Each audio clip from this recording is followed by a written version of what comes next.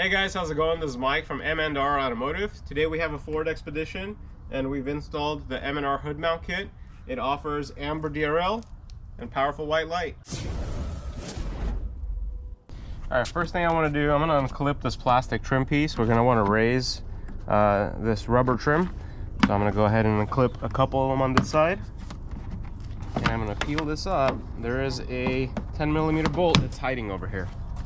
So we're going to remove this and we're going to insert the M&R bracket through it. I'm going to thread the bolt through and reinstall the same bolt. Not too much space here, so I went ahead and went from a ratchet to a normal wrench. And just little by little you'll tighten this bolt.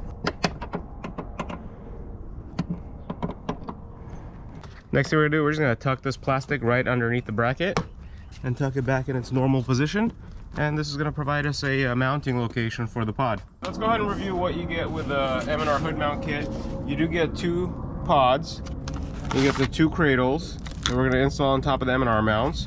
You get two mounts with them, and you get all the supporting hardware. For the wiring, you're going to get 2 grounding straps, wiring harness to bridge both lights together, so that way you can connect them to one power source. So let's go over the wiring harness. Notice that you do have a Y intersection, and we're going to put that on the driver's side. The main reason we're going to do that is because the battery's on the driver's side, and we're going to have the wireless power distribution box from the wireless harness.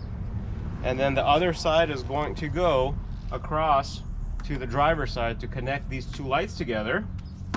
And then the second part of the harness is going to plug into the power distribution box that we're going to install on the passenger side. The lights that we're using is main white light with amber DRL, so it requires 2 different power sources. When you look at the wiring on the lights themselves, let me take one out. They do come with 3 wires. You have the red, black, and white. The red is the power source for the powerful white light. The black is the ground, and the white is the amber DRL. So just like the wiring harness, we're going to have the red, white, and black. We're going to color code them the same onto the light, so to make it a lot simpler. So let's go ahead and take the cradle. That's what the light is going to get mounted to, and we're going to install it onto the M&R mount. We're going to go ahead and install it like this. Notice how there is a hole and a slot on the bracket. The hole is pointing forwards. The light gets mounted. The slot in the back, it's to adjust the height of the light itself. We're going to go ahead and put our supplied bolt and washer, and we're going to thread it into the supplied nut. Use my wrench and tighten it. Now we're ready to install the light onto the cradle. So just like I mentioned earlier, there is a large hole, that's the center hole, and then there's a small one that's going to go into that slotted. We're going to go ahead and install the light.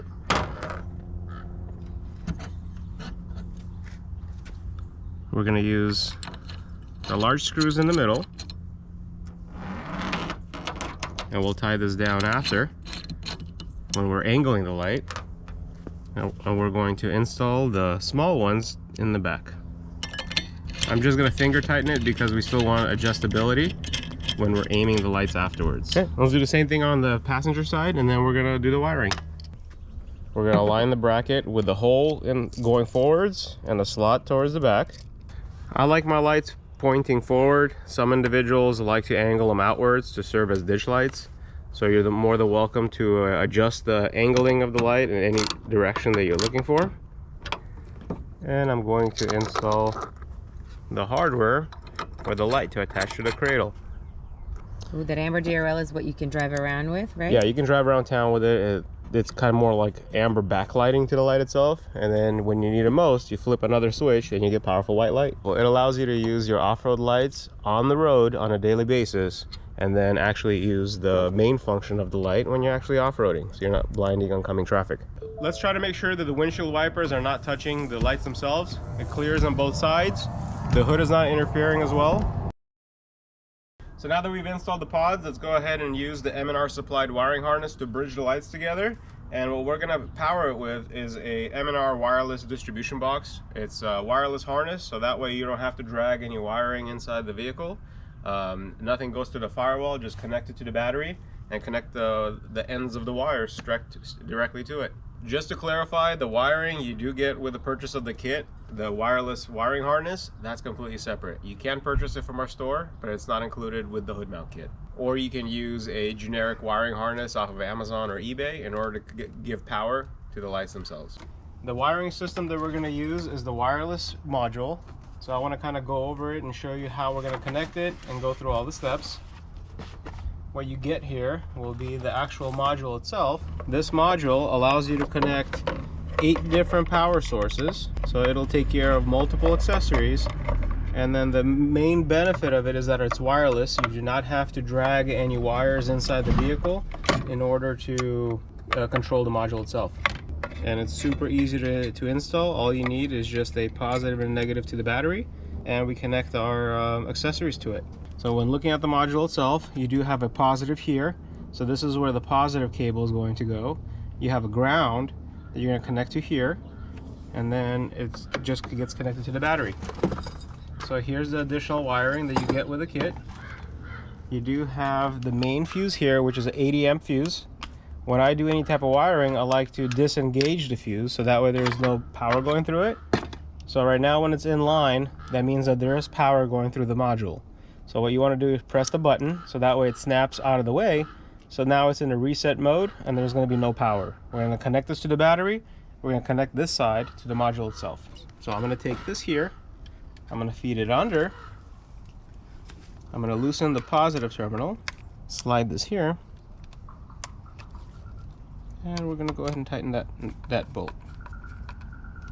Let's feed the extra slack through. And we're going to do the same thing for the ground. We're going to feed the black cable through it. Tighten this bolt. Okay, now we're ready to connect this to the battery. Okay, so when we come to the battery, we're going to go ahead and loosen the 10mm bolt. We're going to slide the positive terminal underneath it, and we're going to go ahead and tighten it. So now we're going to have power to our module. We're going to do the same thing for the ground. So now we have the power and ground connected to our module. Bridge the lights together. So we're going to go white wire to white wire, red to red, black to black. Keep in mind on the passenger side, we're going to go with where the Y intersection is, so you get double the wires. So I like to do, because this wire is so thin, so that way it doesn't crimp good, I like to double it up, and I also like to double crimp it.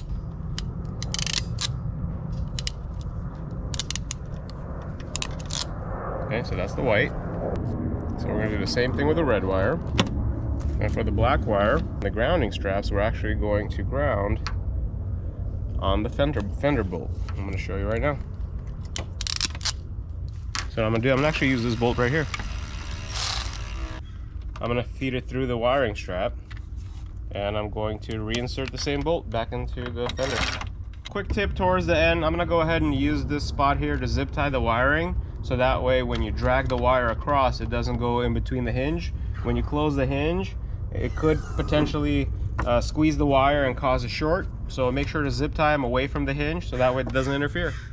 So now we're going to extend one of the sides.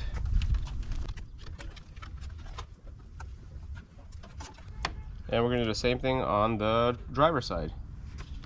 So we're going to connect the red wire. I'm going to bend it in half to make the wire a little thicker. I'm going to do the same thing with the white wire. And for the black wire, we're going to use the M&R grounding strap. We're going to ground it in the same location as we did on the passenger. And now we're ready to connect the lights. And let me actually tuck the wire. I'm going to tuck it right behind this harness. And then we'll zip tie everything, make it nice and pretty after we test out, make sure everything's wired up properly. So the last thing that's left is to connect the 2 power wires for the lights to the power distribution box. So we've chosen the red wire is going to be the powerful white light. We're going to put that on a 10 amp fuse.